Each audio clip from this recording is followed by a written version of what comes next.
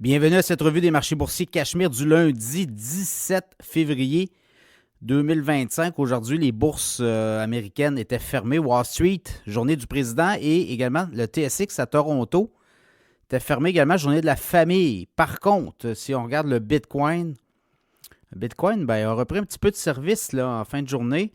Quand même, 96 205, baisse de 37 72 par rapport à il y a 24 heures, mais quand même, on a eu une petite montée là, autour des 96 000, 97 000 aujourd'hui.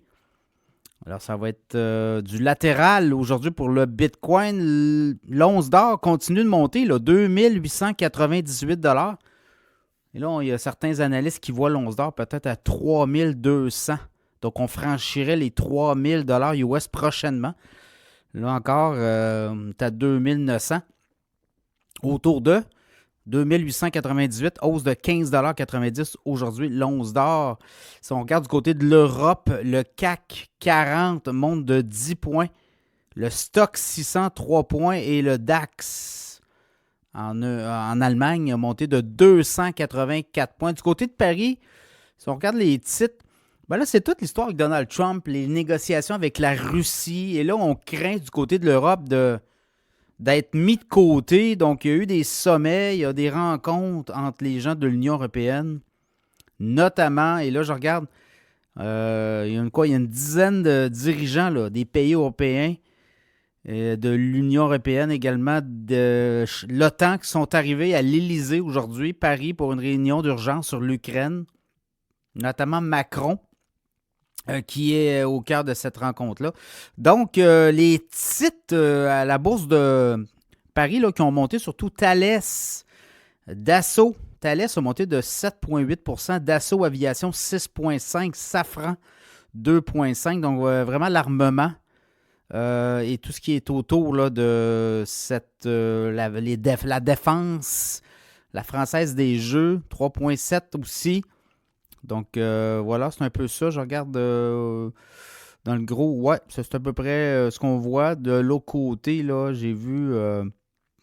Je regardais Hermès a baissé, Louis Vuitton, ça a baissé aussi.